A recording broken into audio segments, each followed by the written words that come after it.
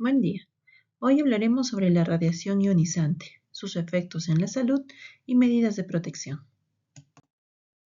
¿Qué es la radiación ionizante? Es cualquiera de los varios tipos de partículas y rayos emitidos por material radioactivo, equipo de alto voltaje, reacciones nucleares y las estrellas. Los tipos que son generalmente importantes para su salud son las partículas alfa y beta, los rayos X y los rayos gamma. Hablaremos hoy de los rayos gamma, que son similares a la luz visible pero tienen energía mucho más alta. Suelen ser emitidos junto con partículas alfa o beta durante la desintegración radiactiva. Estos constituyen un peligro desde el punto de vista de radiación para todo el cuerpo. Por ejemplo, tenemos que las radiaciones alfa recorren una distancia muy pequeña y son detenidas por una hoja de papel o la piel del cuerpo humano. En cambio, las radiaciones beta recorren en el aire a una distancia de 1 metro aproximadamente y son detenidas por unos pocos centímetros de la madera o una hoja delgada de metal. En cambio, las radiaciones gamma recorren cientos de metros en el aire y son detenidas por una pared gruesa que tiene que ser de plomo o de cemento. Tenemos un densímetro.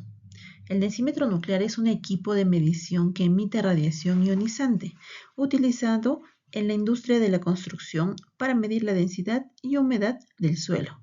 Su funcionamiento basa en la emisión de rayos gamma, por lo que su transporte y manejo se debe realizar con precaución para evitar accidentes. Tenemos en cuenta los equipos de protección personal. Todo el personal deberá usar EPPs básicos requeridos en el proyecto como se muestra a continuación. El casco de seguridad, el lente de seguridad y los zapatos de seguridad. Y tener en cuenta que se deberá usar prendas de seguridad de material reflectivo como camisas de manga larga y pantalones. Usar otros EPPs específicos según la tarea que va a realizar. Por ejemplo, bloqueador solar, protección auditiva, ropa protectora, respirador de media cara, guantes de badana, ropa impermeable y careta transparente. Dentro de los equipos se debe utilizar la camioneta de pickup con letrero informativo de radiación, el monitor de radiación digital, densímetro nuclear y bloque de referencia. Las herramientas, la comba, la placa base, vástago, varilla.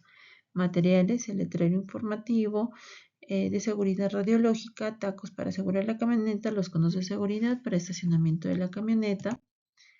Dentro del procedimiento, las actividades previas son: al llegar al proyecto, el densímetro nuclear deberá contar con una documentación obligatoria según establece el IPEN y la OTAN, que son licencias de operación, certificado de calibración del densímetro y el medidor Geiger en prueba de fugas. El operador debe de estar familiarizado con las condiciones y límites de la licencia de operación. El operador debe asegurarse que el densímetro, su caja y la movilidad estén claramente etiquetados. El personal involucrado, como por ejemplo el operador del densímetro y el conductor de la camioneta en operación, transporte y almacenamiento del densímetro nuclear, deberán estar capacitados para actuar según el plan de respuesta ante emergencias radiológicas. El operador del densímetro nuclear tendrá en todo momento el control de la operación. En ningún momento deberá dejar el equipo en manos de otra persona no autorizada. Después de determinar las mediciones con el densímetro nuclear, el operador debe limpiar con una brocha pequeña el vástago, así como la base del equipo, dejando limpio dichas partes para así evitar que el obturador se llene de suciedad. Todo personal que intervenga directamente en la ejecución del presente procedimiento deberá utilizar su dosímetro vigente durante el uso y traslado del densímetro. Estos dosímetros deben ser monitoreados mensualmente por la institución autorizada. El cambio de dosímetros del personal que se hará hasta el 7º día del mes que corresponda a la actividad de mediciones. Almacenamiento y protección física del densímetro nuclear. Debe estar en su caja de transporte original, que será almacenado en un búnker, el cual es una estructura de concreto con paredes de 20 centímetros de espesor, con una puerta metálica y asegurado con un candado o una chapa, garantizando que se evite la pérdida o intrusión no autorizada del equipo. Como medidas de prevención tenemos la dosimetría. que es la medición de la exposición de los rayos X. El uso de los dosímetros de radiación es muy amplio. Pueden usarse en centrales nucleares, también en hospitales, cuando se realizan las radiografías, en el saneamiento de construcciones, en el ámbito de la alimentación, cuando se realiza la elaboración de conservas a través de la radioactividad, también en el comercio, en la comprobación de madera y cuando se hace la importación en lugares expuestos. Tenemos varios tipos de dosímetros, por ejemplo el individual. El objetivo de un dosímetro individual es medir, evaluar y registrar las dosis recibidas por las personas expuestas a radiaciones. La ubicación de este dosímetro individual debe estar detrás del delantal plomado a la altura del bolsillo o del cinturón, que son lugares aceptables si el técnico no tiene que realizar exámenes radioscópicos. Tipos de dosímetro. También tenemos los que son para un área, que son dispositivos que se colocan donde existe un campo de radiación, que es capaz de indicar su presencia. Un detector de radiación está constituido de un elemento material sensible a la radiación y un sistema que transforma esos efectos en un valor relacionado a una grandeza de medición. Las recomendaciones son que el dosímetro es de uso personal. Debe ser portado en toda la jornada laboral. No se debe exponer al calor, humedad o agentes químicos. Se recomienda usarlo en el área torácica. No debe usarse fuera del trabajo. Este dosímetro debe tener un certificado de calibración para poder ser utilizado.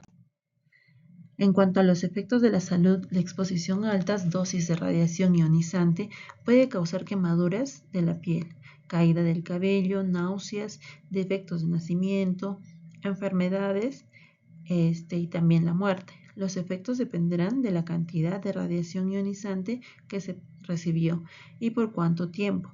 También los factores personales, tantos como el sexo, la edad a la que se expuso y de su estado de salud y nutrición.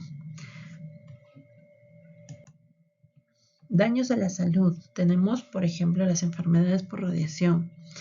Esto cambia la forma en que el átomo funciona normalmente y la forma de los iones, también conocidos como radicales libres.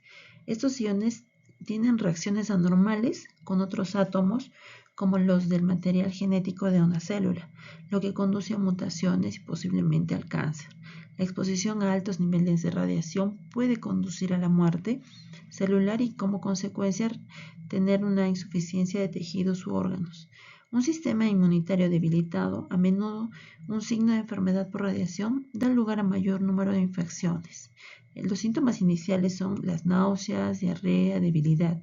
Estos seguidos a la pérdida del cabello, se pueden administrar medicamentos para reducir estas náuseas y el dolor, pero solo los antibióticos y las transfusiones de sangre podrán ayudar a combatir las infecciones mortales y contribuir a una recuperación gradual de la enfermedad por radiación. Dentro de los daños a la salud tenemos, por ejemplo, el síndrome hematopoyético, que afecta a los tejidos que producen las células sanguíneas, el síndrome gastrointestinal, que afecta al tubo digestivo, el síndrome cerebrovascular, que afecta al cerebro y el sistema nervioso, el síndrome de radiación aguda evoluciona normalmente en 3 fases. Primeros síntomas tales como las náuseas, pérdida de apetito, pueden tener vómitos, cansancio y cuando se reciben dosis muy altas de radiación, la diarrea, llamados en conjunto pródromos. Un periodo sin síntomas es la fase latente y varios patrones de síntomas, síndromes, en función de la cantidad de radiación que se haya recibido. Las medidas de protección que se pueden tomar con respecto a los alimentos, el agua, la agricultura, a fin de reducir la exposición a la radiación durante la fase inicial de una emergencia, por ejemplo, la restricción del consumo de agua, de alimentos, lácteos, en fin. También como medida de protección tenemos la distancia. A mayor distancia hay menor exposición y dosis. El tiempo. La dosis es proporcional al tiempo de exposición y el blindaje. El blindaje adecuado permite reducir las dosis. Dentro de los puntos de vista, en la salud ocupacional tenemos que los riesgos potenciales son altos, por lo que se exige extremar medidas de protección y seguridad para los trabajadores y la comunidad.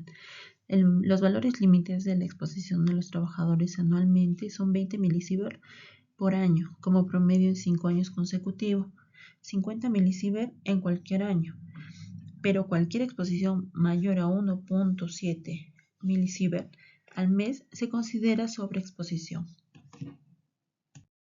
Dentro de las buenas prácticas que podemos adoptar es que, por ejemplo, el densímetro nuclear deberá contar con un certificado de calibración vigente, así como los rangos de estandarización y control de microclima del lugar de almacenamiento. El monitor deberá contar con un certificado de calibración vigente. Se deberá cumplir con las disposiciones de seguridad recomendadas por el IPEN. Los operadores del densímetro nuclear deben contar con su licencia individual emitida también por el IPEN y todo trabajador involucrado en la operación, traslado y almacenamiento del densímetro nuclear deberá contar con su dosímetro para el control de radiación. También se deberá revisar y cumplir con el plan de emergencias establecido en los PETs, también referido a la seguridad y protección radiológica en el uso, transporte, almacenamiento del densímetro nuclear. Tenemos una normativa peruana de protección radiológica, la cual nos indica, por ejemplo, los valores permisibles en el grupo ocupacional, la vigilancia de salud en cada trabajador y qué medidas de protección se deben utilizar, ¿no? Por ejemplo, el Decreto Supremo número 009-97 EM es el Reglamento de Seguridad Radiológica. Indica los límites anuales de las dosis permisibles y también nos pone como ejemplo, como medidas de protección, la optimización de las medidas de protección de seguridad que están relacionadas con una fuente determinada adscrita a una práctica que será sometida a restricciones de dosis que no excedan los valores que se establezca de la autoridad nacional y proporciona nuestra seguridad de que las dosis de efectiva al público sea pues permisible. Y así tenemos otra, por ejemplo, que el IPEN, que nos dan unos requisitos de seguridad radiológica y también el reglamento de la Ley de Regulación de Uso de Fuentes de Radiación Ionizante. Bueno, eso es todo. Muchas gracias. Buen día.